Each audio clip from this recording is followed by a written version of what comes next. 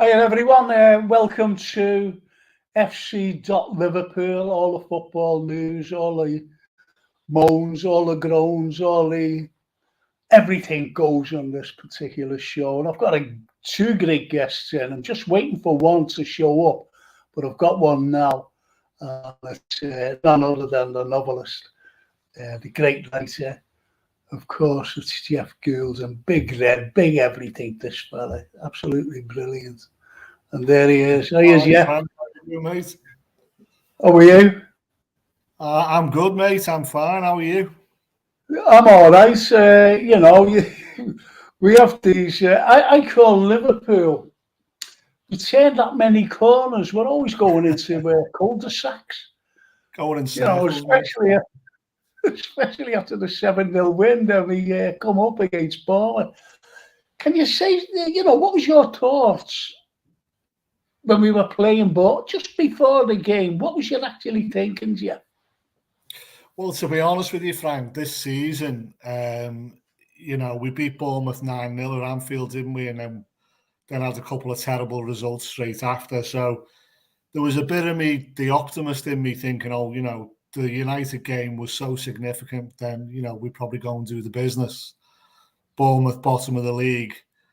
The optimist in me thought we'd do it, but there was always that nagging doubt in the back of my mind that we've been so inconsistent this season that it, wouldn't surprise me at all if I didn't expect us to lose. I thought we'd probably stumble to a draw, and if Salah hadn't have put that penalty at the corner flag, we probably would have got a point, and probably should have got a point, to be honest. But I wasn't 100% confident, let's put it that way.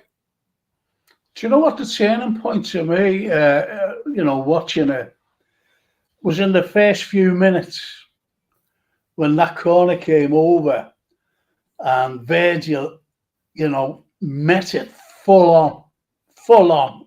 I went like that. I thought it was going to see the net ripple. And that lad got us off the line. Somehow he got us off the line. And I think that was the turning point, because if that would have gone in, I think Liverpool would have just swept them aside. I really do. I really believe I agree with you, mate. I agree with you. But it had that feel about it, didn't it? That it was going to be one of those days. And even when Salah was stepping up to take the penalty, he always bangs them in, doesn't he? I don't think he's missed many. All the time. I just had a nagging feeling that he was going to miss it, or the goalie was going to pull off a great save. And it just had that feel about it. Bad day at the office. We're just not going to get anything out of this. And it's just basically our season in a nutshell, isn't it? That game, really. It was, and the thing is as well, Jeff, with Salah afterwards, social media, it was hilarious because they were all having a go, they were all angry and frustrated, and a lot of them were saying, "I wanted Milner to take that." Now, I'm not being funny, they're only saying that now, after the fact, because obviously Mo's, as you just said, Jeff, Mo's been banging them in. First minute, kept 4 minutes or something like that in the Champions League final. In the first couple of minutes, and in the first minute, not even a minute. And we get a penalty, and the referee, they're all arguing with the referee and everything else, and he's just standing there, full stadium, Champions League final, and he bangs it in. And they're all going on about Bournemouth. I wanted Milner to take it. It's always the way after the fact, isn't it? I mean, they're both great penalty takers, don't get me wrong. Milner's actually brilliant from the spot, isn't he? But he is, I think it was decided, wasn't it? So did you see the interview or the chat with Stevie and Mo? It's been on LFC TV. So Steven Gerrard and Mo Salah are in conversation with each other, and they talk about that penalty in the Champions League final. And Salah goes on to talk about who takes penalties at Anfield, and basically Milner has said to him, "You're the penalty taker." So they've got an agreement between each other that Salah takes the penalties now. So there was never going to be, it was never an issue, and you'd back him every time, wouldn't you? It was just, as I say, just one of those days. It was one of those days, and one of those days, it could be pivotal to the end of the season, to be honest. It's one of those misses that could be vital at the end of the season.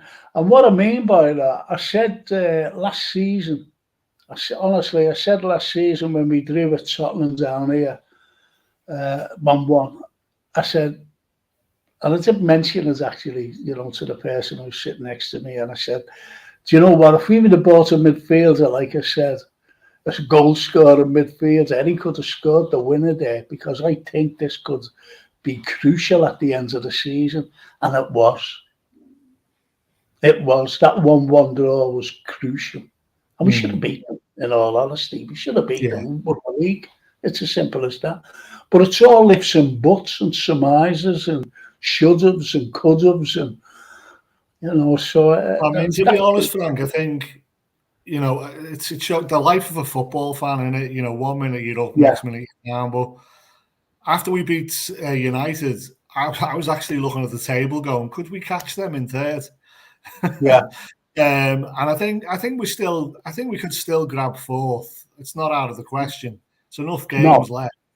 Yeah. But I think that's the ceiling for us this season is fourth place. I don't think there's any chance to go higher than that. Well, we talk about that when Golden gets here. He says, I'm on my way. He just phoned me before. He says, I'm on my way. I'll be there about 22 quarters to. So I said, okay. So I'm just waiting for him. But we'll talk about the Madrid game tomorrow, if you don't mind, when he gets here. Definitely. And it's one of those, as I said, right through the seasons, right through it. I look at the Charity Shield final. I look at that, and we won comfortably in the end. We won comfortably against Manchester City. And I always remember the commentator saying, well, we're looking no further who's going to dominate the league and, like domestic trophies. And, Liverpool and Man City. And now we fell away, which is absolutely horrendous. Fell away. Yeah, I think, the problem we've got with our squad, we talked about it last time I was on, I think the problem we've got with our squad is we can't carry significant injuries.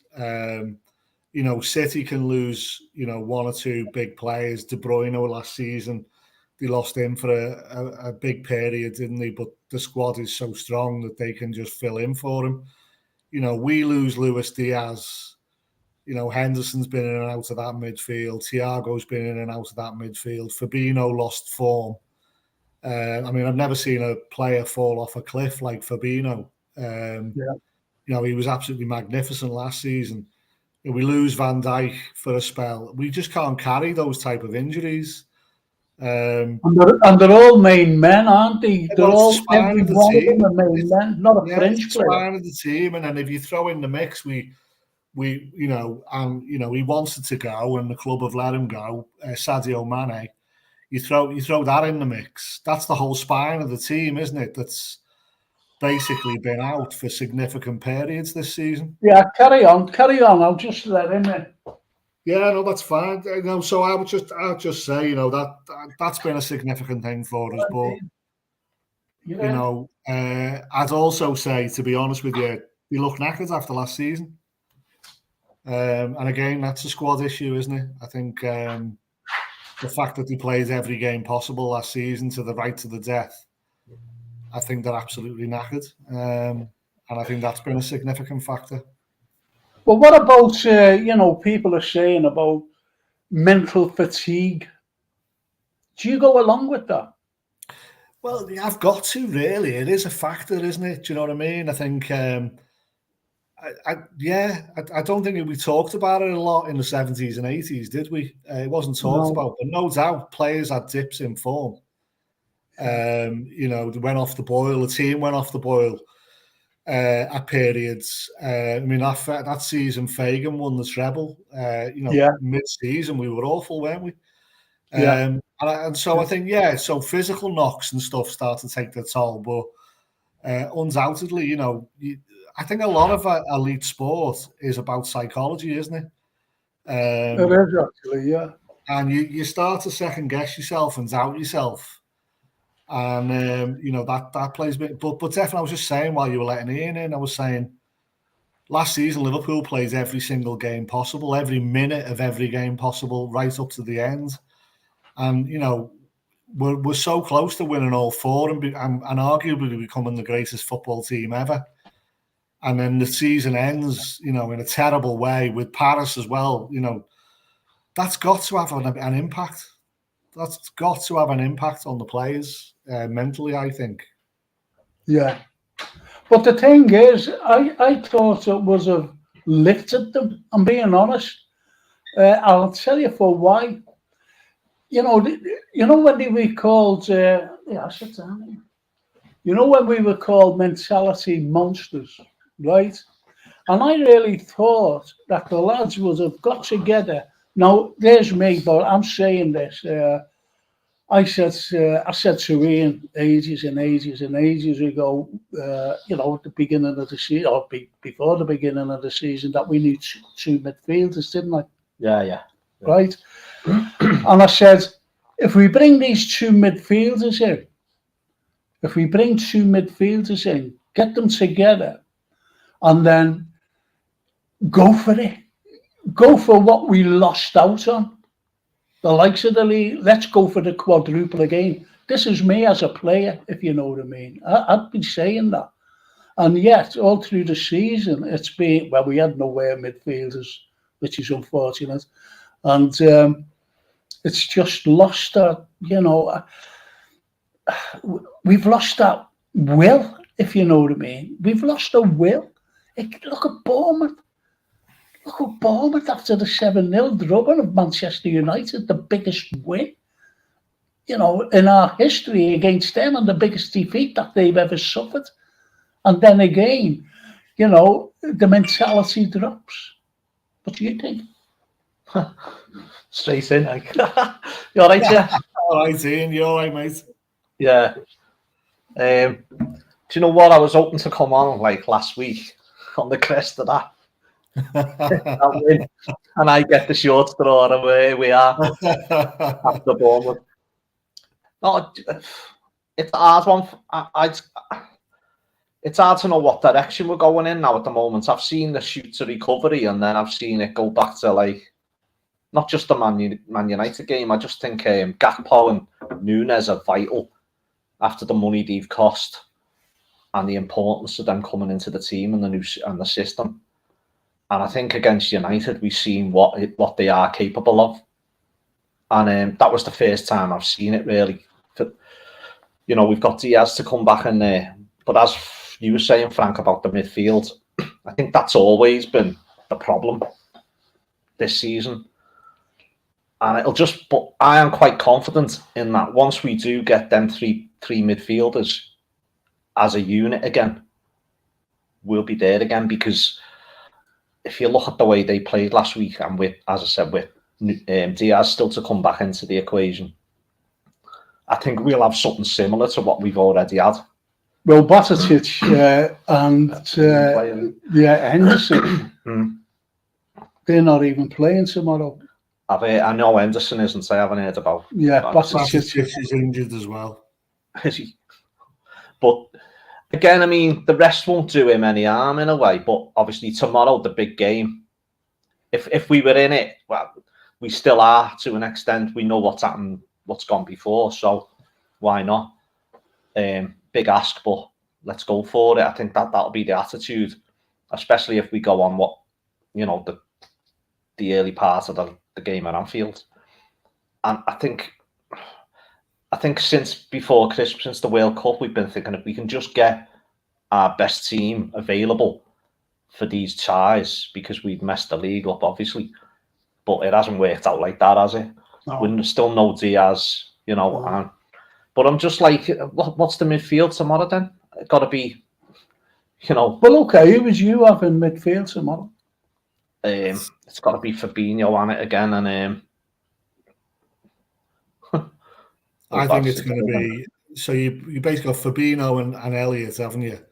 they almost Milner. picked themselves.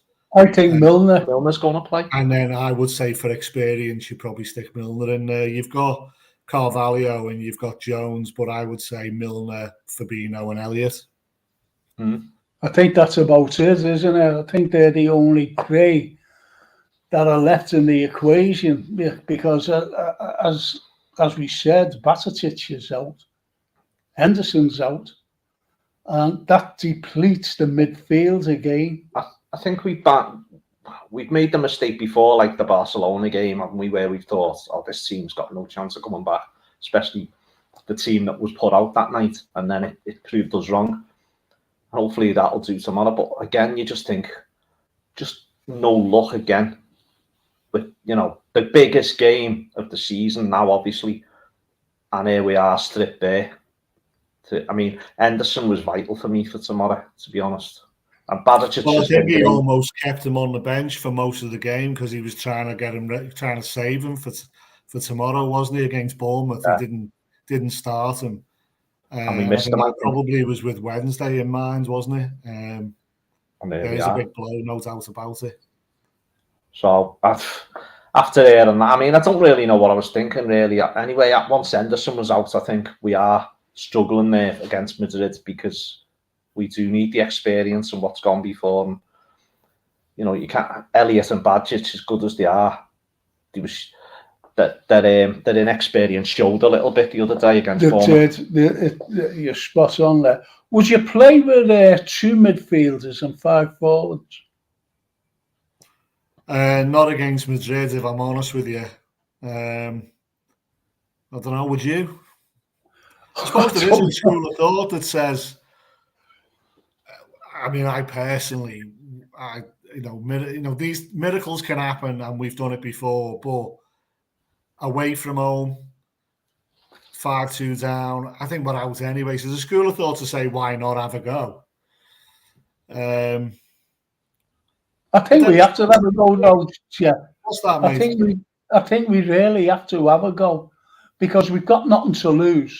We've got absolutely nothing to lose. And against big teams, we proved it right through the season. Against big teams, we lift ourselves. For some reason, we just lift ourselves. So I think that they're going to go all out. They'll have to. You look at the Barcelona game. It's not a point of just going all out attack, is it? It's more like managing it properly, but not.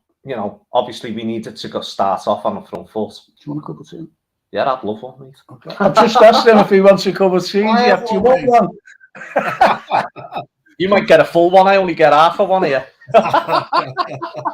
See, like, do you want a coffee or tea? I'll have a cappuccino. Cappuccino and that. Yeah, it's or a mocha. All right, good. I'll have a coffee then. Do you want a I'll leave it to you. Whichever one you. No sugar though. No, we're not. But yeah, I think message there from Charlie evening. Oh yeah, right, Charlie. You all right, mate?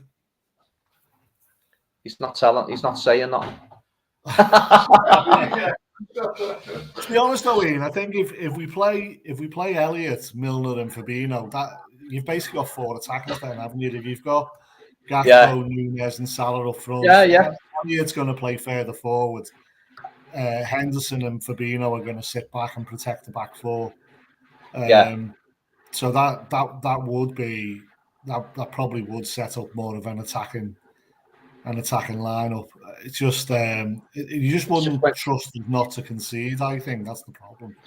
I know, and that's it. The first goal. If they score the first goal, it's all over, isn't it? Yeah.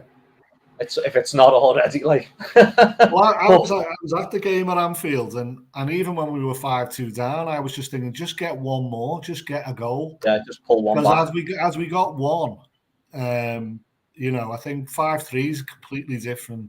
Yeah. Altogether, but 5-2 just feels like a mountain. And this team isn't in the same frame of mind as the team that played Barcelona. No. They're not. The confidence isn't there. The consistency isn't there. The swagger isn't there. You know what I mean? And I think this is what's so disappointing about Saturday, because after Man U, you're thinking this is it now. We can go on a run here, and even if we beat Bournemouth, we're right into the Madrid game with nothing to lose. With that it was like going back to square one on Saturday night. We're starting again, and you think, are we even going to make top four now? After looking like we might pull it back, I still think we will. To be honest, I don't know why. I think we can still get top four. I was just saying to Frank before you got here that after the United game, I was thinking, can we catch United in third? Do you know what I mean? But that's how I felt after that game. But no, I think top four is the best we can hope for. We still can't get it. I suppose if you play devil's advocate about the Bournemouth game, Liverpool had a goal disallowed.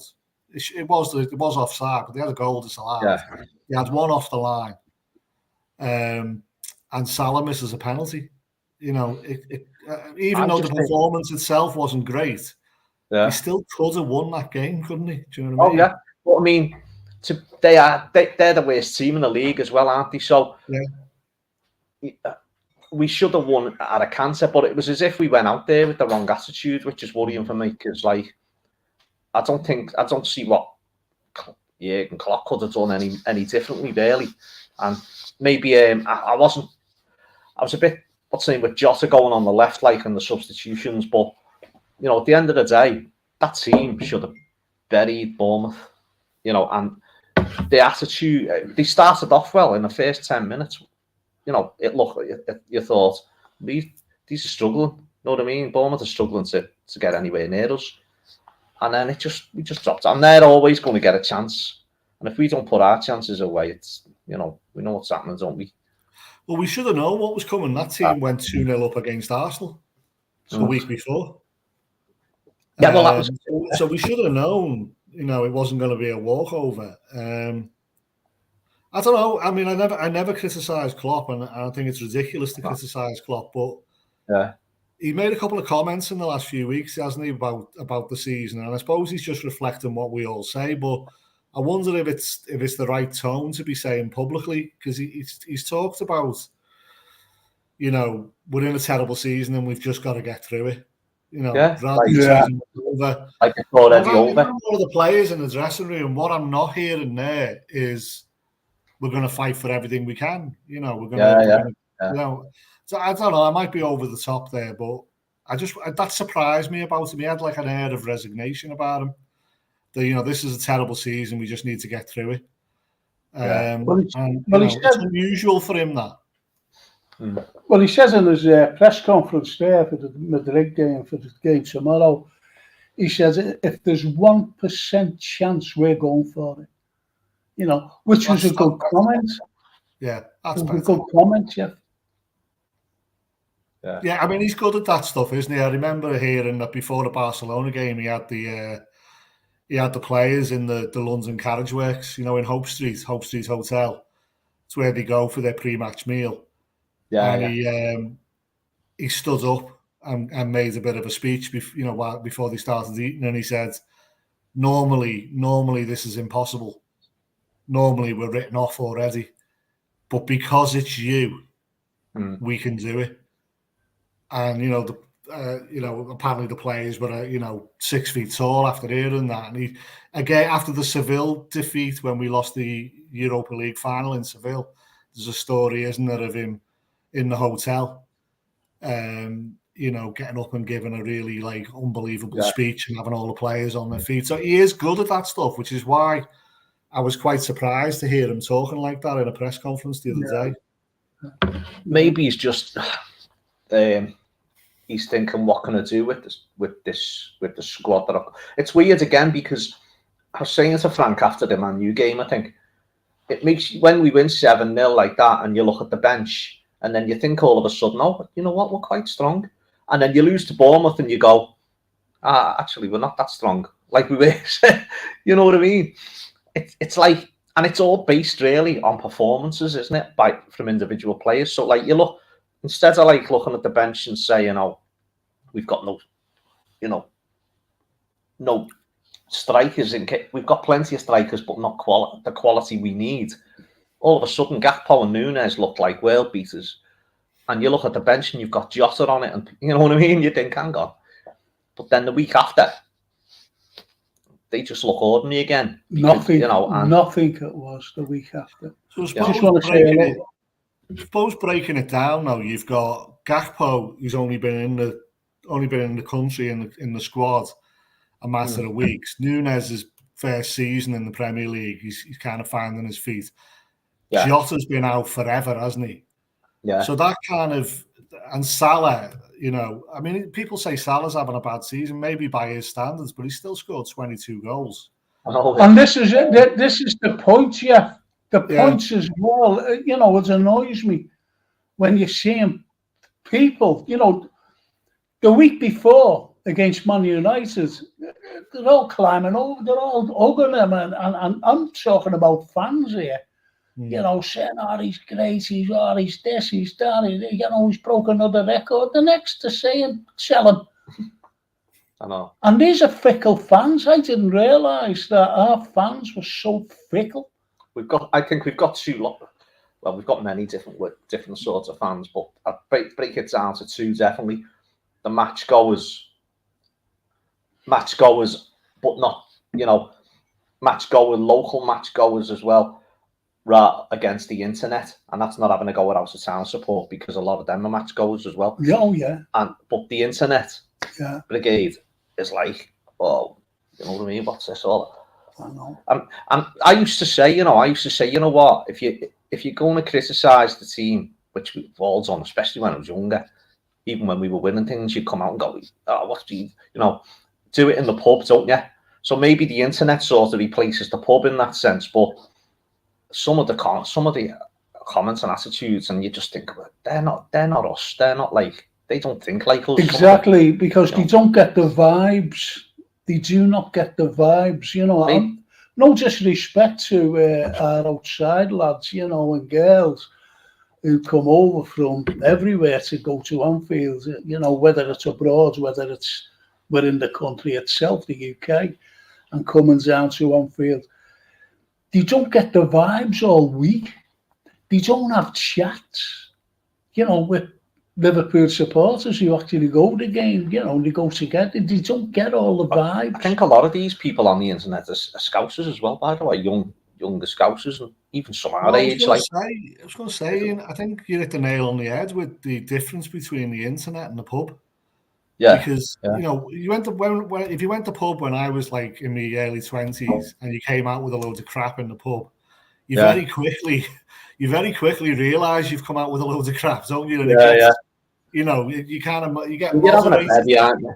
Yeah, I mean, that was the thing. People can say anything, can't they? People say anything on the internet, and there's no kind of accountability for it. And also, you don't know them, they don't know you. If you're with all your mates in the pub, it was part of the day, wasn't it? Before the game and after the game, discussing what was going to happen, and then discussing what did happen, and enjoying it, or not enjoying it. And you go back to the pub. We used to go to Breck, and we'd all be down there till 8, 9 o'clock after the game, 3 o'clock Saturday kickoffs, talking about the game, and you just dissect, and then you go home and watch Match of the Day, half cut.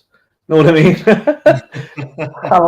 And then that was the only chance you got really of seeing the game from the TV, really, because when you went the game, then you just see, even in a standing cop, obviously you never you couldn't even see anything then, and yet we were dissecting performances that we couldn't even see, really. Can I read out to Brian Edley says, all right, lads, have you mentioned the right back area yet? The lad shouldn't be there. He simply can't pick players up. If he doesn't move them up the pitch, we will be safer cashing in. Obviously, he's talking. No way are we selling Trent, are we? He's you know what I mean? He's class. I know what he's saying. Sorry, Ian, go on, mate. Go on, mate. You go first. I was only going to say, I think, the problem Trent has is where the manager asks him to play, isn't it?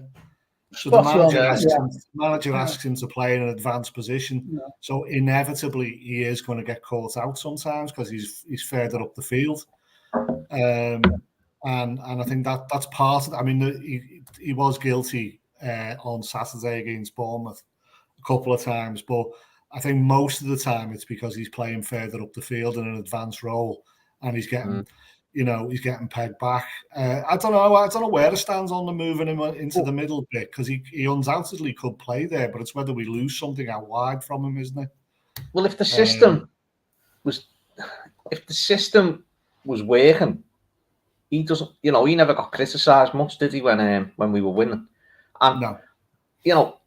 He's probably more he's probably more David Beckham than he is Gary Neville.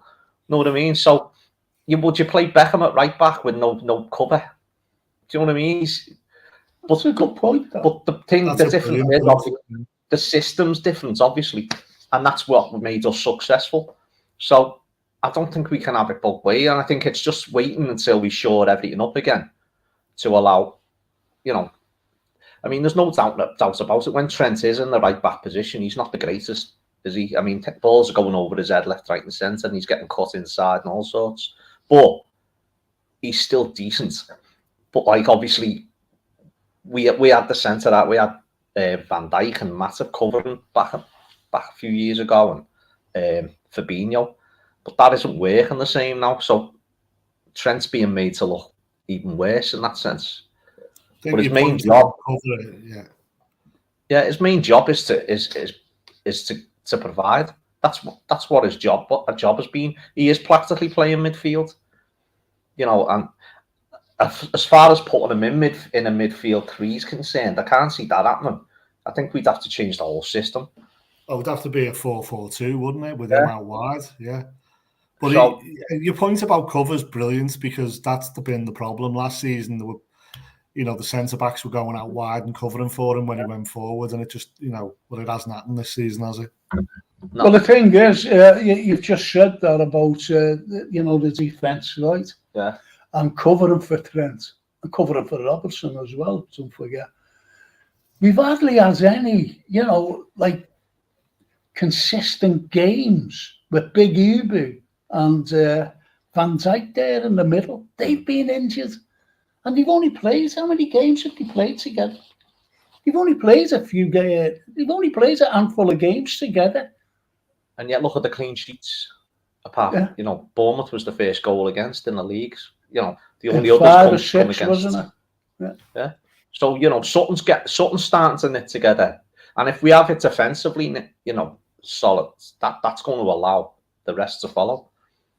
And I'm quite confident. I just think it's going to be too late for this season. And then we come to who's going to actually be in that midfield next season. And don't forget as well, when we were successful again, we had them three midfielders. They were never out injured. No.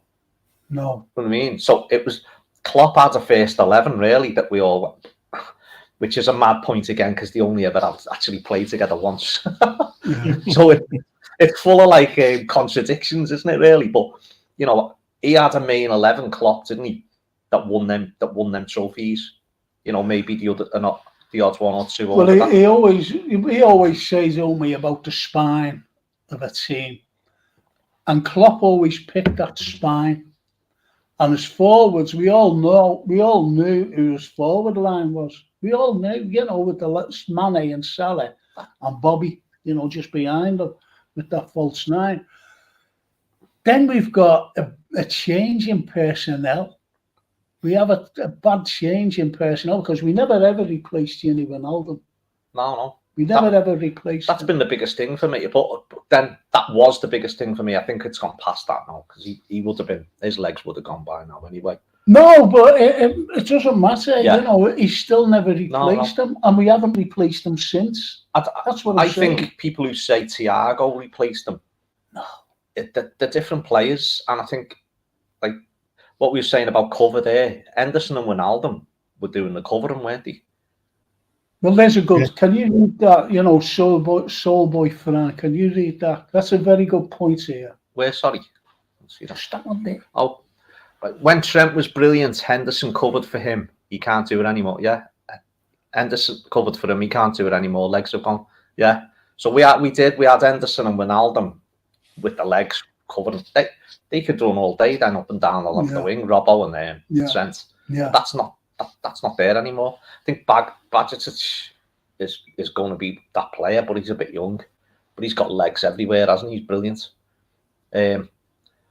And then it's who we bring in. Obviously, Fabinho's not looking great at the moment either. Although I think he has picked up form, to be honest. Yeah, he has.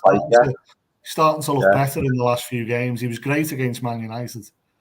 Yeah, like I said that. Yeah. I said that, Jeff. I said last week that with the likes of Canete and the other fella, Virgil, in defence, that's given more assurance. Fabinho, that is, given more assurance because he knows what's behind him. That's solid. Yeah. And that's why he played so brilliantly against Man U. And then God knows what happened to... I don't know. It's just so sad. Frank, what's that born with you? Yeah, you know, it's horrible, isn't it? It just goes from football just kicks you, doesn't it? You know what I mean? Well, the thing is, you know, if you'd have said to me at the start of last season, we're going to have one of the best seasons ever, we're almost going to win everything, but the cost of that is going to be a rough season next year. You'd take it, wouldn't you? Do you know what I mean? I think they've earned a bit of patience. Do you know what I mean? I agree completely that we've made a huge error by not strengthening the midfield. I believe we did try to get that lad who went to Madrid. Is it Tchouameni? Yeah. And he went to Madrid. Well, you know, that happens, doesn't it? But there must have been a contingency. But there must have been a contingency.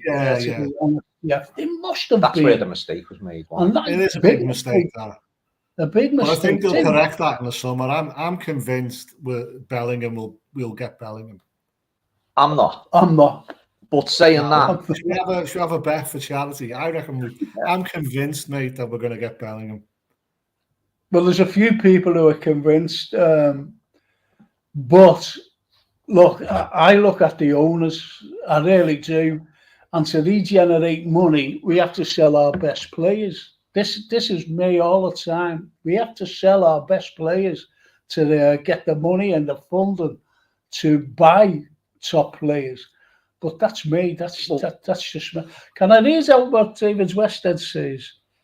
We need to score in the first half, manage the half. Their fans will get on their backs. Then we throw everything at them in the second half. You never walk alone.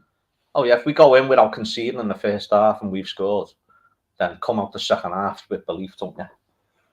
Until they score. Well, I think you're right. I think David's right. If we go in at half time 1-0 up, and you know, if we've restricted them to very little or one or two chances, and we go in 1-0 up at half time, you know, you would come out in the second half thinking it's possible. I mean, that was the blueprint for Barcelona, wasn't it? We went in 1-0 at half time. They had one or two chances, I think, in the first half, but nothing major. And suddenly the doubt was in their mind, wasn't it? Who'd have thought? Yeah. Who'd have thought against Barcelona after the first game that they wouldn't score in the game? You know, and that was vital, wasn't it? And I think it's to ask us to go to the Burn at that one. What score was it last time we were there when we beat them? When Benny Youn scored? Was that 1-0? 1-0, yeah. Then 4-0 here. So we did stop them from scoring. I mean, different teams, obviously. Probably that was a better team, was it, than this one they've got now? Oh, certainly a more defensive team. Liverpool's team was certainly more defensive back then, so they could they could see a game out. More tactical, wasn't it? Yeah. The team then, and then we knew that we won and got them back here. And I was at the two games. And got them back here. It was unbelievable. Yeah. It was incredible. And you could see their fans where I was. I was looking down at them. I was in the Annie Road in the stand. I was looking down at them. And the faces on them. The faces, you know, they knew that this is their fans, by the way. They knew they were defeated. They knew it. And I think we were 2-0 up. I think we were 2-0 up at the time. Yeah. And it was as though that they couldn't wait to get out of the ground because they were seeing a sort of a humiliation. And it ended up really, you know, a humiliation for them with the aggregate score. of 5-0. We were superb. Yeah.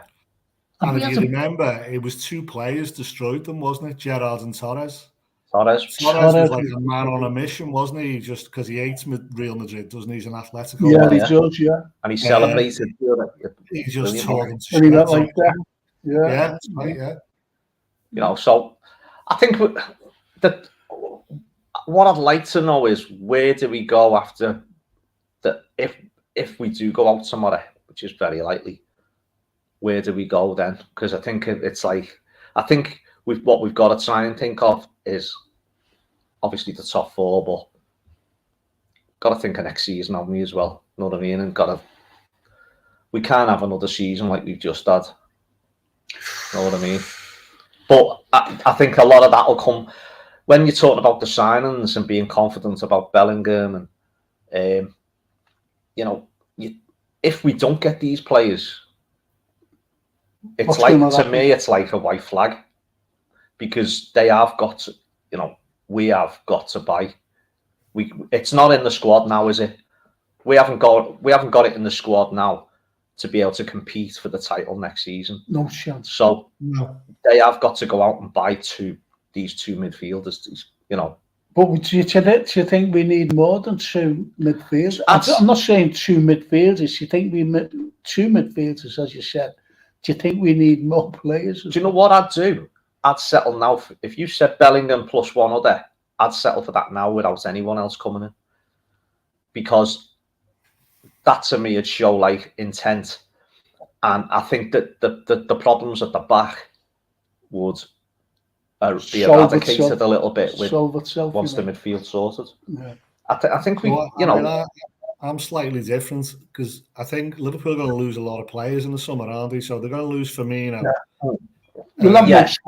I think what I mean is they're going to lose the Oxlade. I know he hasn't played. Yeah, they're going to lose Oxlade-Chamberlain. Milner's, you know, he's hardly going to feature next season, is he? Henderson is definitely coming to the end of his top flight career. Matip looks like he's coming to the end. We're okay at left back. I think at right back we haven't really got any cover for. We've got Ramsey, haven't we? But he's so a bit young, bit untested. What's his name? The young lad, Nat Phillips. He's probably going to go, isn't he, next season? If not on loan, he'll get sold. So I think there's a lot of players leaving the club, which is going to free up a huge chunk in wages. So we talk about having to sell, but Liverpool actually pay more in wages than Man City. Yeah. And I think that freeing up the wage bill, that is true. That is true. We have a higher wage bill than Man City. So freeing up those wages might free up funds for significant signings. We probably do need more than 2, but we probably won't get more than 2, in my opinion. Particularly if they're at the elite end. The actual wage bill was incentivized. What's the word? Incentivized. So because we were successful, it was higher. It's been higher. I'm just wondering, shouldn't that be dropping now, because we're not? But we still won 2 trophies last season. So that is, you know, is last season still being in the Champions League as well. I think that's still like our successful period, even though we were a bit disappointed. Getting to the finals would have produced bonuses, wouldn't it? So even if you don't win it, you'll get a bonus for getting to the final. 3 finals. You'll get a bonus for going to the last game of the season, challenging City for all of that. I think that's why a big reason why our wage bill is so high. And isn't it? Is it 70% of the total income or something of the club or something? Which is the highest again, isn't it? But Firmino, Oxlade-Chamberlain, even though he doesn't play, Milner, Matip, they'll all be on big bucks, won't they? Yeah. Ox, because wasn't he free? Wasn't he a free transfer? Yeah. No, a free transfer. No, when he came to Liverpool. Yeah. No, we paid 37 million or something like that. We paid I stand corrected. But Matip and Milner were free, weren't they?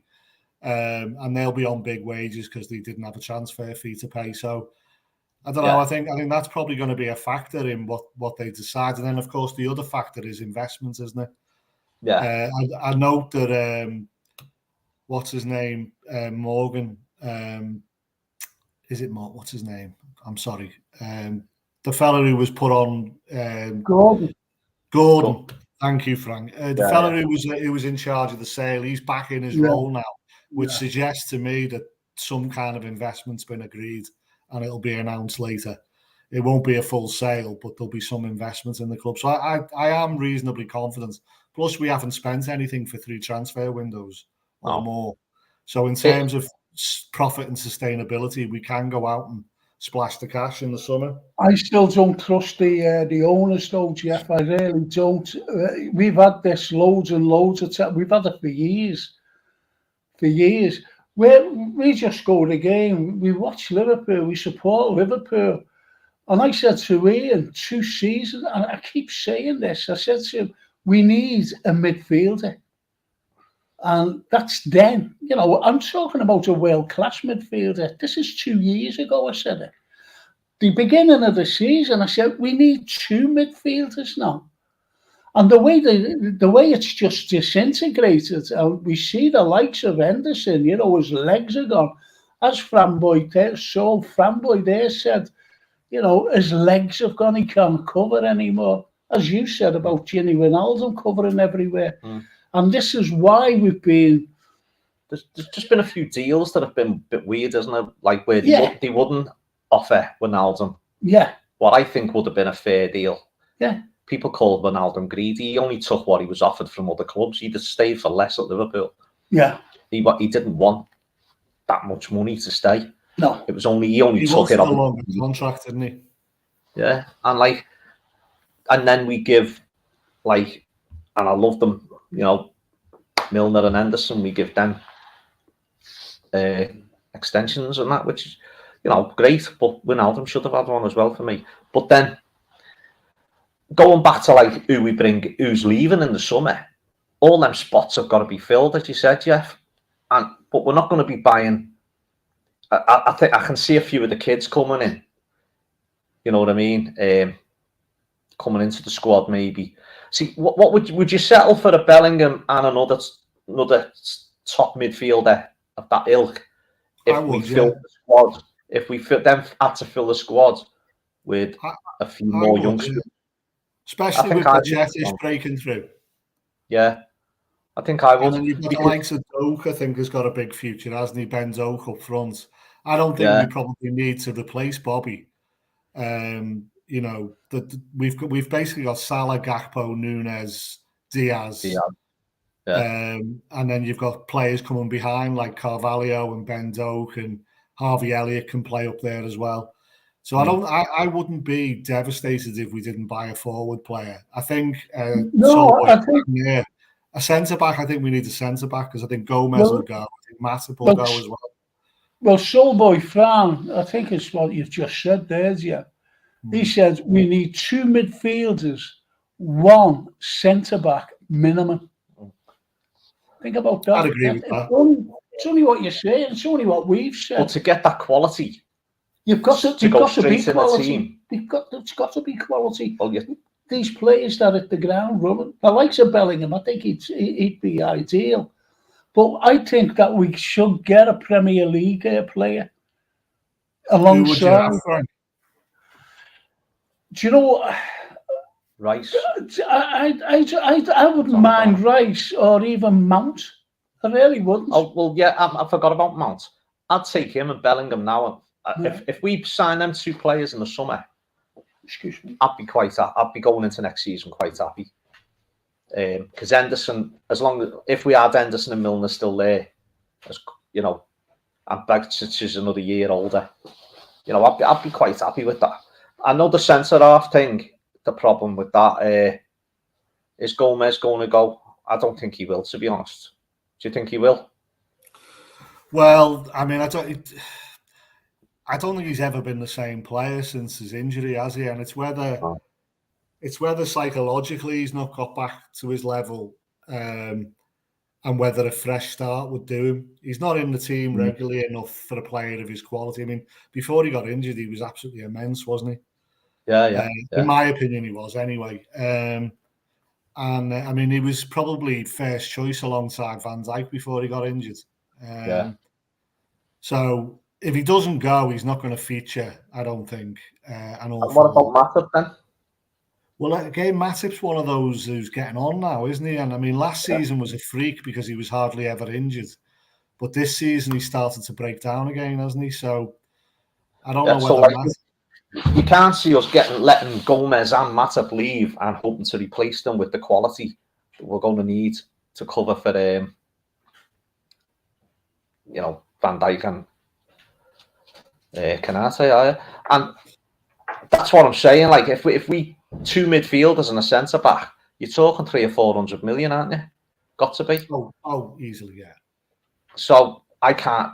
Where I totally agree with Frank here is that'll go everything against what they've ever stood for in the past, FSG. But if they don't do something as far as the two midfielders are concerned, at least, so we're talking at least a couple of 100 million there, then you've got to ask where we wave on the white flag for next season already, you know what I mean? I think Liverpool will spend 250, 300 million this transfer window. I hope so. I don't like us spending. I don't, I want us to spend because we've got to. But I can see Frank's skepticism written across his face there.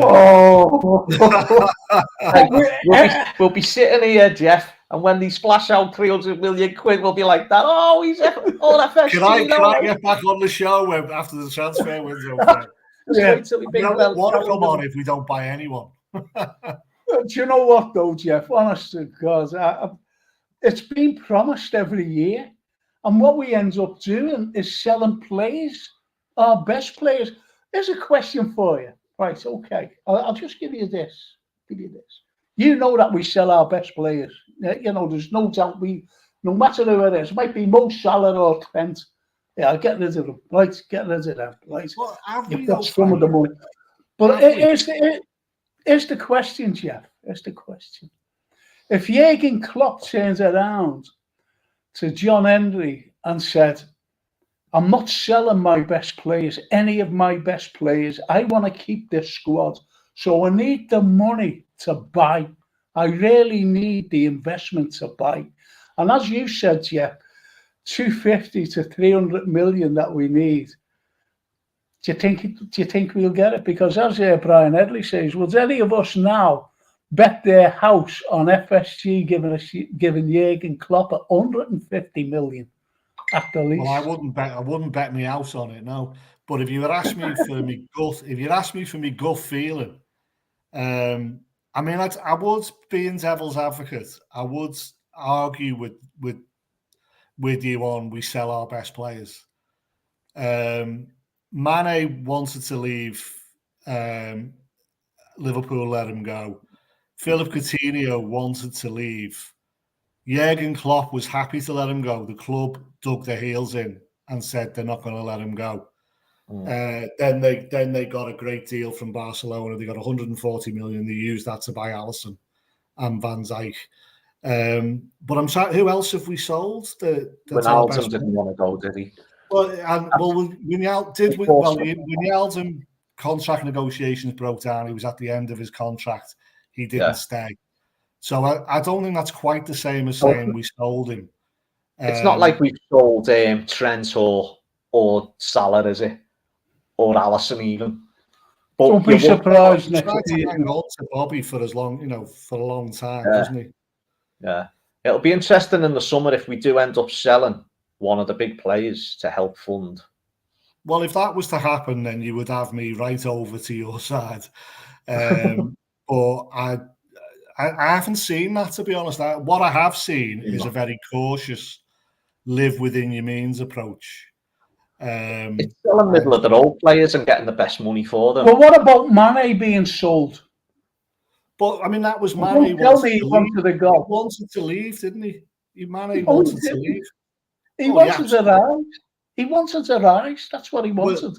Well, and he wouldn't give him the money. Problem Liverpool couldn't pay. Liverpool couldn't pay two players. What's Salah getting? 350,000, something like that. Liverpool could only afford one of those contracts. So you're absolutely right there. Mane and Salah were not going to get that contract, and Mane wanted to leave. So that's not the same as us saying we're going to sell Mane so we can fund other transfers. Is all I'm arguing. Yeah, I know. So what sort of money do you think Bellingham would be on?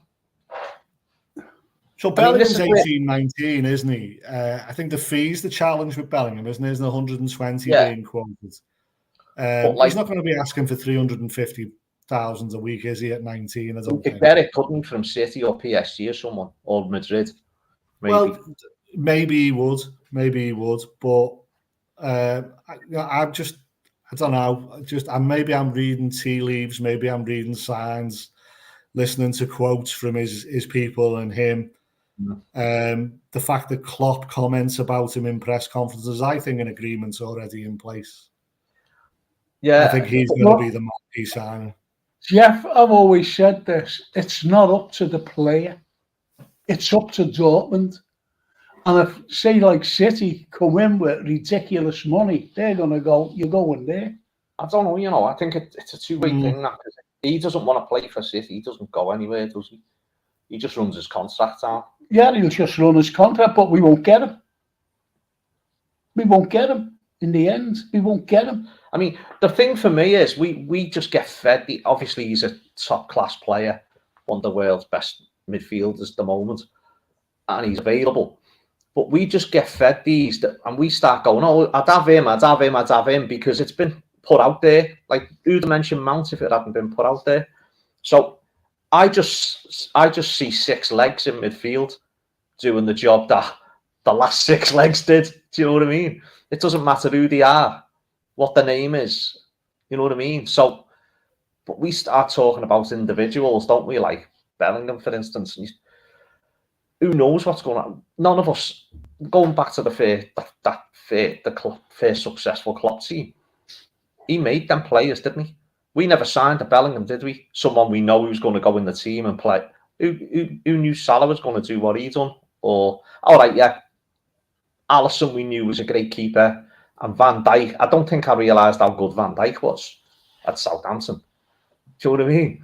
So, it's my, we'll be breaking the mold. No, you knew how good. You must have known how good Salah was. I did. I follow Serie A, as you know, and I knew that he was very good. I knew how Mane was good. I knew how good he was. Again, he wasn't. He scored that hat-trick against us, didn't he? But I never sat back and thought, "Wow, we're getting Sadio." And he played on the right as well. And then Klopp's put him on the left. He's put Salah on the right when he was he playing? Where was he playing for Roma? He was a winger, right? Fabinho was playing. He was playing on the wing under Rodgers, wasn't he? Firmino was playing on the wing under Rodgers. What Klopp done with that team was incredible, and now he's got to do it again. And it took a few years. They weren't names; they were legs. They done the job, didn't they? They fit. Yeah, but I agree with you completely, Ian. And I remember when we signed Salah and Mane, and there were definitely voices amongst the fan base moaning, saying they weren't marquee signings. I remember people talking about Salah as a Chelsea reject.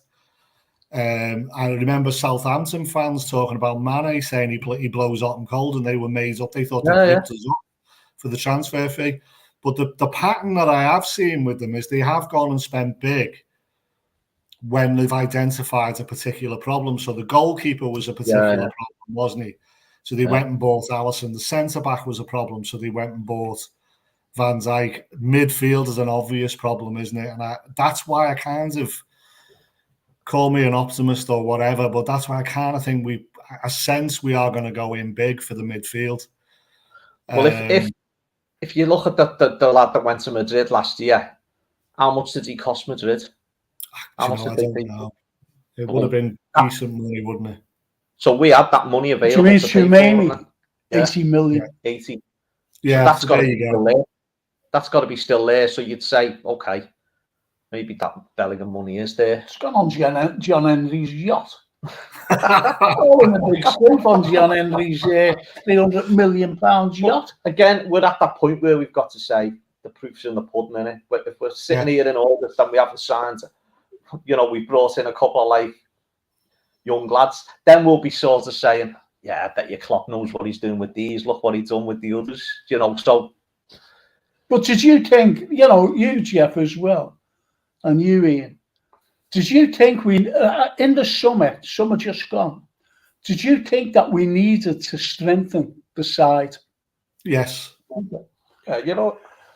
And did we? I think it was a mistake, a huge mistake. Massive mistake, and this is why we're struggling. No matter how you look at it, we're struggling today. But then you looked at us again, Frank. You said before, you looked at us in the Charity Shield and at the start of the season, and we haven't strengthened midfield, but we blow City away in the Charity Shield, and all of us looked at that, didn't we, and said, "Wow, we're going to go again." So now we're looking at on the back of a really indifferent season, and we're going, "Yeah, we should have bought a midfielder," but it wasn't immediately apparent to us at the start of the season, was it? Mm. So, honestly, Jeff, I said to him, he'll clarify what I said. We need 2 midfielders. I said it. I said 2 seasons ago, that we needed 1, and then we needed 2. Then we need 4, to be honest. Do you know what? Thing for me, that Wolves game, the last game of the season last year. I was in the main stand for that, and I was like, I can't really explain how I was feeling because I just felt physically sick, and that's the way I look on it with the play. And then the week after, we got beat by Madrid, and I think I was just done with football for a bit. I think everyone was, so the players must have been feeling like that as well. And I sort of seen, and Manny was in that team last year, and as good as I don't know how I can justify me saying this, but as good as we were, coming to the end of the season, we looked. There was sort of signs then, I think, that things were starting to break down a bit. Which means jaded as well. Yeah, I mean, which is understandable. As I heard Jeff say when I first came in, we played every game possible. But it's like, I saw it in the final against Madrid. We looked knackered in that final. We looked very jaded. We struggled to beat Wolves, didn't we? Just about. And look what was at stake that day. And you'd have thought I couldn't take it. I was puking up in the toilet at half time. I'm like, don't believe this. We're not playing. I think my big fear there was Villa were going to beat City, and we were going to get beat by Wolves. Because that would have been a nightmare. Every time they got the ball, they looked like they were threatening. Yeah. I was like, we come through that in the end as the win and that, but we were so unlucky in the end, weren't we? Well, all right, boys. Tomorrow. Okay. Now let's go from the forwards to the back, rather than the back to the forwards. If you're going to play 3 forwards, who would you play, Jeff? Nunes, Salah, Gakpo. I think they're the obvious. Jota's not ready yet. He's still a bit rusty. I think it will be them 3, but I think there's a shout for Bobby to play instead of Gakpo. Maybe bring Gakpo, but would you bring the Jota on? This is you, Jeff. You're saying you play them 3. Would you bring the Jota on during the game?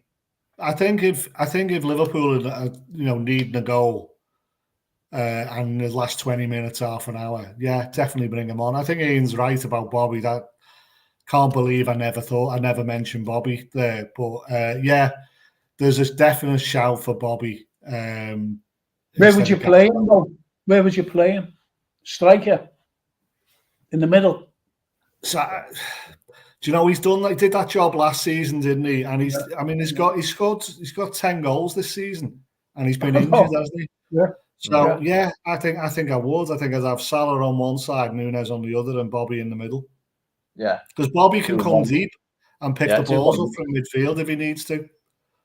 I just think his experience as well, and he's, you know, Gakpo was great again. I'm looking at the United game, the United Gakpo, because either side of that I haven't seen that much, but I think if he can play like that against Madrid, then it'd be great.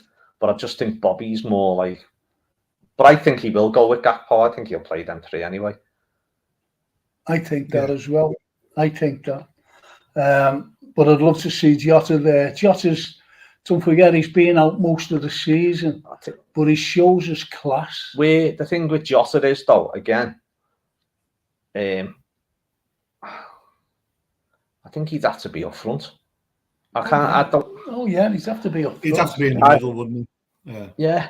I'm not coming in off the flanks like I'm like. Know what I mean? No, I understand that.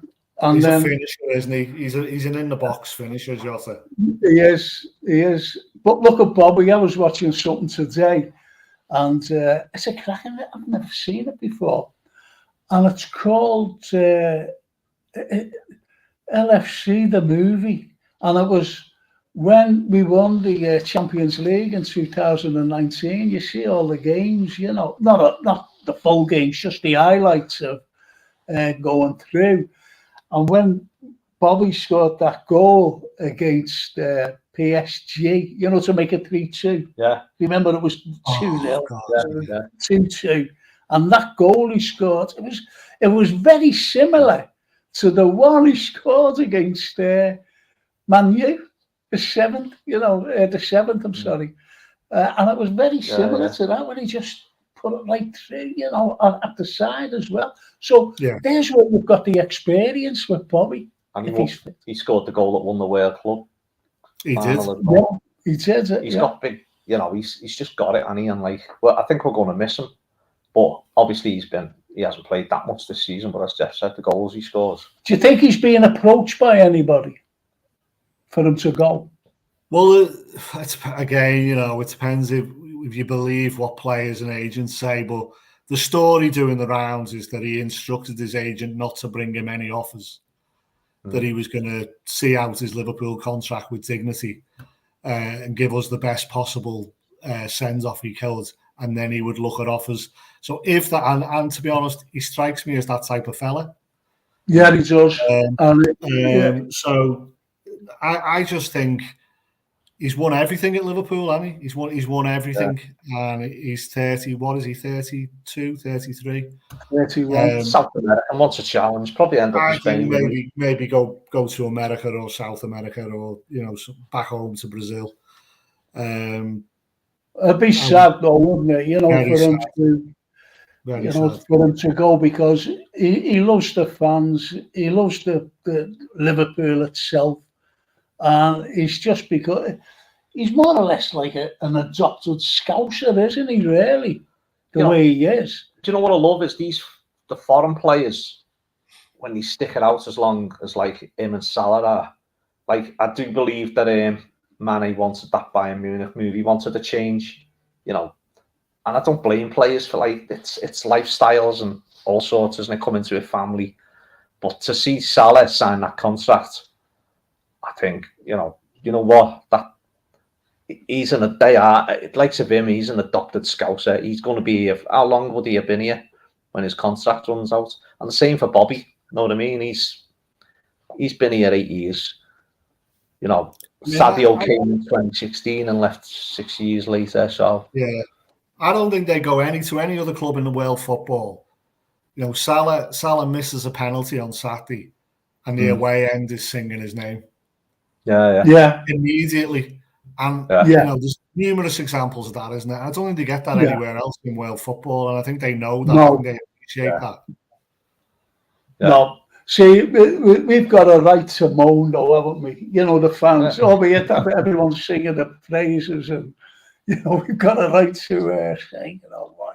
As I said at the beginnings, you know, you had some fans going, I wanted Milner to take that, you know, disregarding all the penalties that he scored, including in the first minute of You I know, know, yeah. You know, the European Cup final. Milner takes it, he could miss, couldn't he? Yeah. You know, it's just one of those. And then things. everyone would be screaming, why didn't Salah take it? Yeah. We should have sold him years ago. That Milner, he passed it. You know, so you must have got the usual. I know somebody who was praising Salah after the Man U game, and who wanted him gone before Sadio Mane. Yeah. And I was like, didn't you say you wanted him? And he said he was very offended by it, and I went, you did say you'd rather sell Salah than Mane. I'm pretty certain of it. And he's like, no, I didn't. You did quite a few times. Anyway, it's opinions change all the time, don't they? Well, okay, Jeff, pick your midfield. I think I wouldn't stray too far away from the discussion before. I think we've got no option. I think it's Fabinho, Milner, and Elliott. I think that's the midfield three. Yours? I'm not happy with that. Like, I think yeah. I'm just like the same, isn't it? All right. No, who else is there? That's what I mean. Who else? There's no one else. There's nobody. Is Chamberlain I've seen Chamberlain walking up the steps, so he didn't fall back down them, did he? Did he get a hamstring? I don't think. Are they in the squad? Hey, remember that lad we signed from Mello? No, Keita. Oh. What's happened to him? Isn't that amazing? He's £56 million. He's not even in the discussion, is he? No. But that's not a bad shout. He could start Keita. Could do. I hope not. But I remember Klopp, picking his, the squad for the Champions League, and him and Ox weren't in it. That's right, actually. I think he has took them out. Yeah. No, but Ox was on the plane. He might have been going with his rattle and scarf. Ox was on the plane, like maybe he's going to do a few songs and stand-up routine or something like that. But that Keita, mate, honest to God. So that's another one we haven't even mentioned tonight who needs to be offloaded in the summer. And my only thing that's what Jeff's just said. We've been discussing, and he's never came into the equation. If so many players are going to leave, who are we filling these places with? Because they're not. We can't fill them with £800 million players, can we? No, we're filling. In my view, we're going to probably buy two midfielders, two top level midfielders, and so you'll lose 5 or 6 players and replace them with 2. I think that's what's going to happen. And then fill it with the youngsters, the squad. And then I think the thinking is probably, I don't know, but the thinking is probably Harvey Elliott, Carvalho, and Bajcetic will come through, and probably Henderson will probably be there, but not featured as much next season. What about we were talking about getting midfielders. What about that Matheus Nunes? What about him? Wolves. Yeah, I think he's a brilliant player. Him. Do you know at that level? He's rumoured to be in for him in the summer or in the winter, in the January window. Yeah, and he went to Wolves, and now we're on. I'm just thinking, like, do you know what? I haven't seen enough of him. I'd just back Klopp to the hilt on any signings like that, where he thinks he can work with them. Like the Mount, for instance. I've always quite liked Mount. Yeah, he runs, doesn't he? Yeah, he runs everywhere. I think he's obviously he's being left out the Chelsea squad now. He's on his way. Oh, he's going, yeah. And do you know what? It wouldn't surprise me if I hope you're right in saying that the deal's already been done for Bellingham, and maybe it has already been done for Mount. Well, they're the two. As Soulboy France says, if Bellingham wants Liverpool, a deal will be done. That's what he says. And Liverpool have a very good relationship with Dortmund, to be honest with you. Yeah. So, yeah, I agree. I think if the player wants to come to Liverpool, and I don't see why he wouldn't. I know we've had a bad season this season, but Jurgen Klopp's the manager, Anfield's a big pull, still a big pull. I think if he wants to come, I think we get him. If that deal is done, why hasn't it been put out there that it's done? And he can say goodbye, I'm going, because it's happened before. It happens before. Well, there's a difference between. I wouldn't say the deal has been done with Dortmund, so I don't think a fee's been agreed. But I think there's a deal done with the player and his representatives on a contract. Well, couldn't he turn around to move in the summer? Couldn't he turn around to Dortmund and say, "Listen, I want to go to Liverpool. I'm going to Liverpool. I'd like to do it the right way. Can I bring it out? Let the fans know I'm doing it now, and I play a season out with Dortmund." I mean, yeah, some players have done that, haven't they? In the past. I mean, as far back as Steve McManaman and Keegan let the club know that they were going, didn't they? Long before they went. And it does happen sometimes, but Bobby's done it. Maybe not all the time. I don't know. Maybe there's loyalty bonuses at play, and he doesn't want to go. Maybe he's agreed in principle a contract, and he doesn't want to put a transfer request in because he would potentially lose a loyalty. But I don't know. I'm speculating. There's any number of reasons why it wouldn't be public now, and it is. It is just a gut feeling, but I just really genuinely think that we've probably got an agreement with the player and his representatives. Hope so, like. Yeah, well, it's just one of those things, isn't it? And as Charlie Kane says, how long will Milner last on the pitch with fouls? He does. How long will he last? And this is like what we were talking about, Milner in midfield. And it's a dangerous thing, those little midfielders flying past them. Do you know what I'd like in midfield, by the way? Talking about midfielders. And that Barcelona are in a terrible situation. They're talking about that Gavi lad, right? But I'd like that Frankie de Jong. We've got about a 10-man midfield with you, No. What I'm saying is, there's midfielders out there. Yeah. We were linked with 20 midfielders in the summer, 20, and we never got one of them. That's what I'm saying. Yeah, that's agents and these are all contingency things, you see. But the point being, Frank, is when the club is linked with exclusively midfielders, it usually means it's midfield where we're looking to spend, doesn't it? Yeah. Because everyone knows Liverpool are in the market, so agents start linking us. Price is going to go up. But we will buy midfielders. Talking about Bellingham, don't you see him in Fabinho's position, or is he? I think he can be that box-to-box player. Yeah. And how good do you think he is? Really? I think he's got the potential to be a great player. He's got the potential to be, a Van Dijk and Alisson in terms of his impact on the squad. I genuinely do. I don't watch him week in, week out at Dortmund, but whenever I've seen him, he looks like he's got class. He looks like he's got everything he needs to get to the top. So do you see him as similar then to be able to do what the other three did at the peak? Easily. Yeah. The same job or a different job? Well, I think Fabinho's not going anywhere, is he? I think Fabinho's going to be the deep lying midfielder, isn't he?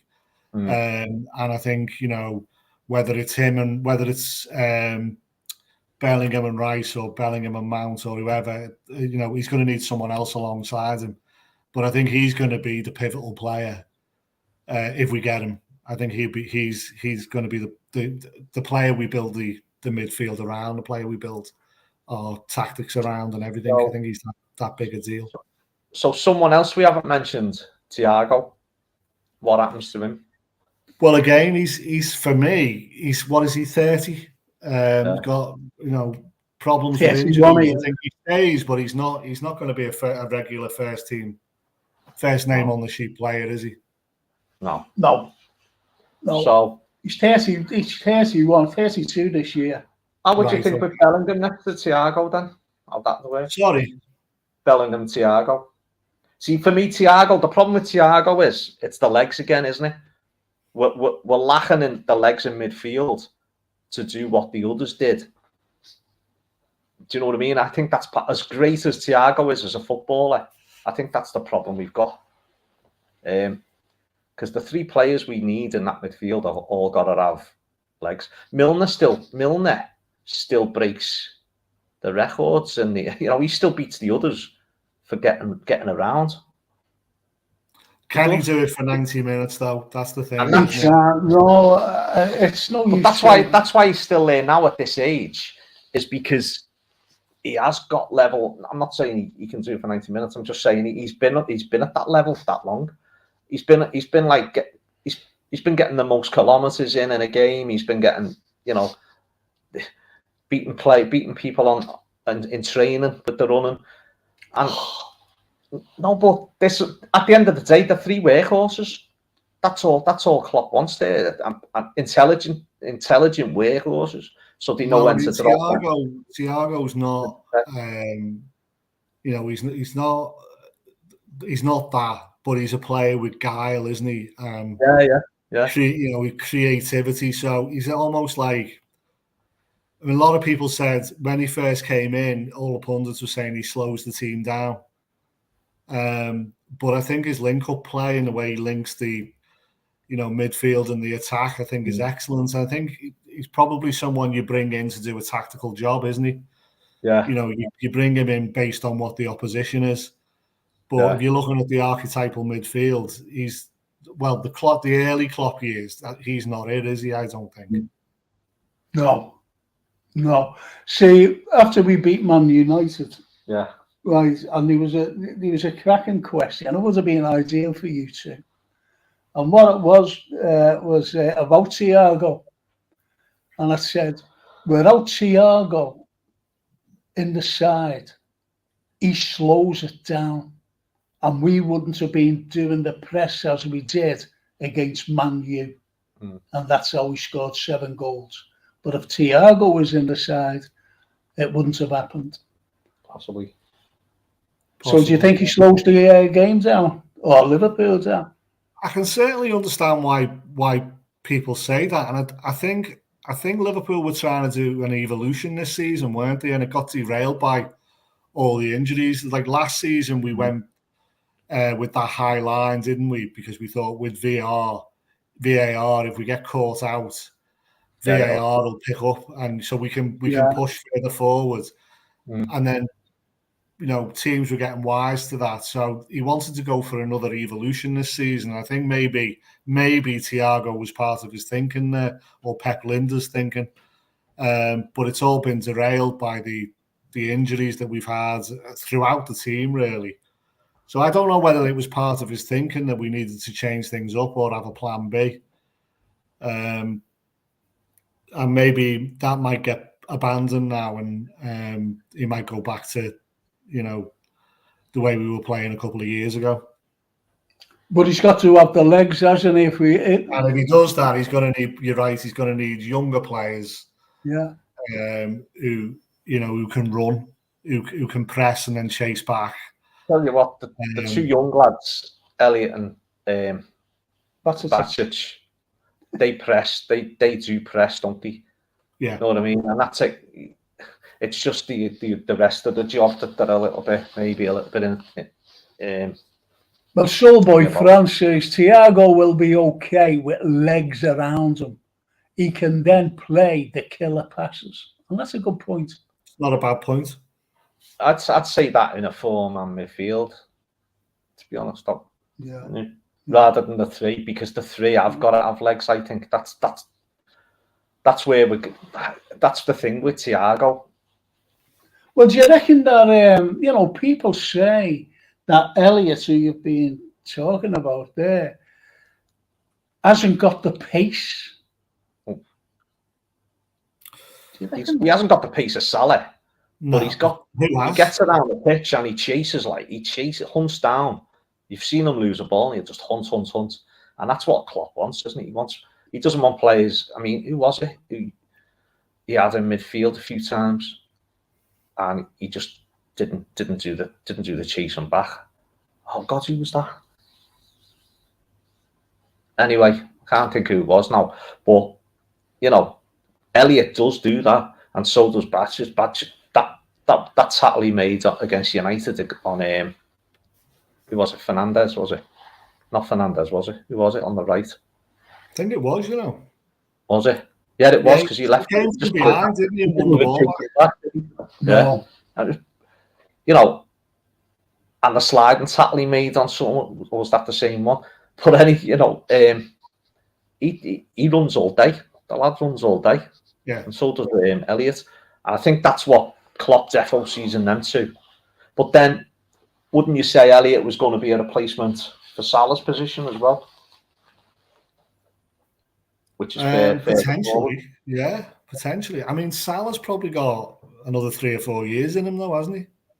I mean, he's a machine. He's an absolute machine. Yeah. And if you know, as long as he's been with us, how long has he, you know, has he ever been always injured? available? Yeah. Always available. Well, and he's quick. That was the secret. Mane was always in as well, wasn't he? Yeah. Bobby was. Yeah. They weren't injured. No. Wijnaldum, Fabinho, and Henderson always picked up the odd. He missed the odd game. The injury, yeah. Henderson's significant ones, hasn't he? Yeah. Trent and Robbo were never injured. No. Van Dijk was never injured until Pickford done him. Yeah. Slowed them down as well. Yeah. So, like, you know, I think that's the big secret as well. It's getting your first 11 fit and playing most of the games. Well, all right. Well, we finish off right. Is it the same defense, Jeff? I think it's Ibu, isn't it, and Van Dijk in the middle for me, and then obviously Trent and Robbo and Alisson. I think they kind of almost pick themselves, don't they? That's my view anyway. That's the best back five we've got. What about you, Stats? Same. You can't go past that. You can't go past it, really, can you? No. You cannot go past that back four. And that's the only thing. All right, Jeff. Sorry, we're going to wrap up now, but give us a prediction. No, don't give us a prediction yet. You give us a prediction. Prediction for me? Yeah. 3-1 to us. I think we'll have a good goal. That's 6-all, isn't it? That's 6-all. Yeah. No? No, it's 6-5. Yeah, we'll go out. That's my prediction is we'll go out because they scored and we won't get it to extra time. But yeah, I think they'll score, and I think we'll give it a good goal. And I think we'll be hopefully coming out for going, you know what? Bit of an England going out in the semi-final attitude. The boys did well. Yeah, I think we've just got to try and win the tie, even if we go out, haven't we? So, I mean, I'm not. I'd say 2-1. Do you know what I hope, Jeff? I mean, I just hope that we can keep the aggregate score down. If we can stop them from scoring. I remember saying this at half time. I think I'm going to repeat what I said at half time at Istanbul. Let's go out there. This is at half time, we've seen the lads coming out. I said, let's just go out there and put pride back into the team, into the city and everywhere. Just let's put pride back. Little did I know that we were going to win. And this is all that I'm saying about tomorrow. Let's do it for a bit of pride. I don't want a big aggregate score. I'd hate that. Let's go. Even if it's a draw, say 1-1.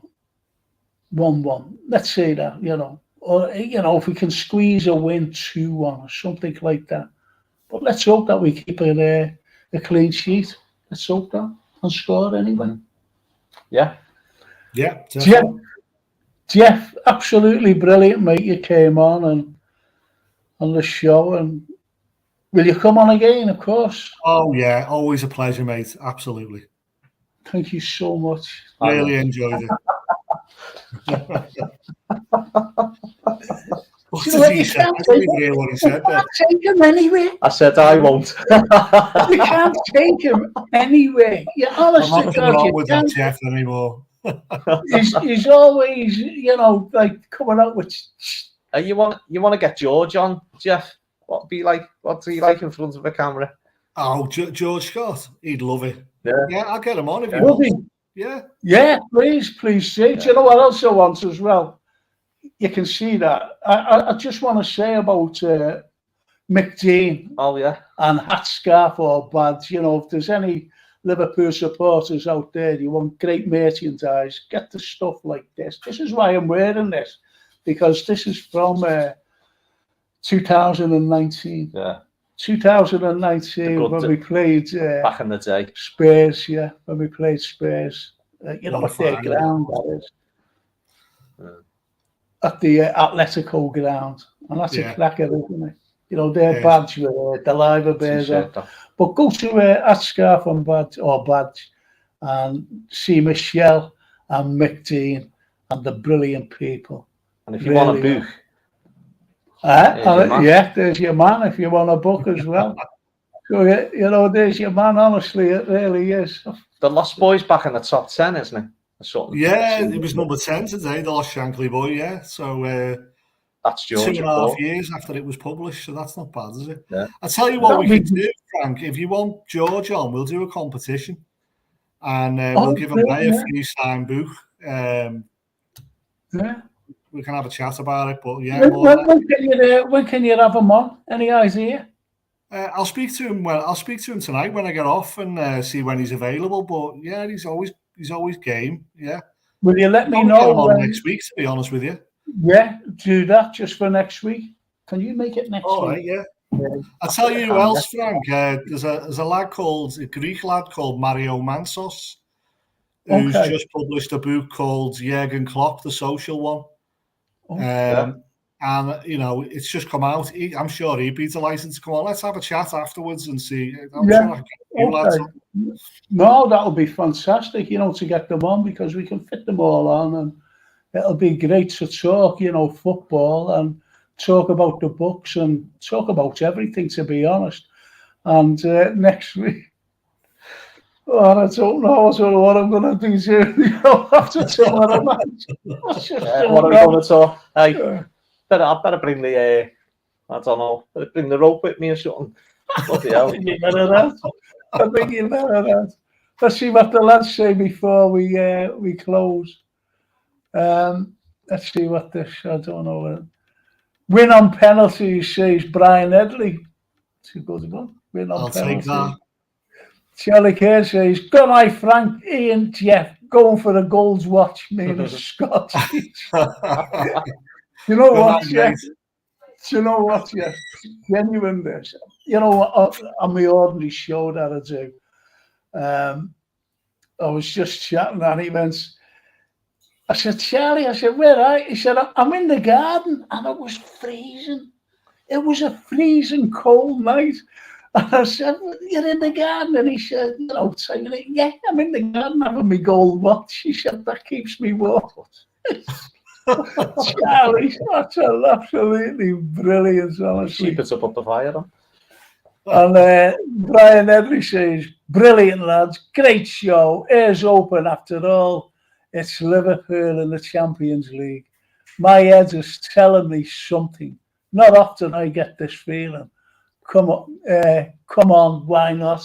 Yeah, why not? Because people are getting good feelings, and let's just hope we do well, eh? Let's just fingers crossed, mate. Thank you, Jeff. It's absolutely brilliant what you've done, and get the lads gone. It'll be fantastic if we can do that. And I just want to say good night to them all, and we'll end the broadcast now. And Jeff, we'll have a chat, okay? See you later, Jeff. See you later. See you, Jeff. Bye, everyone. Bye-bye. Bye.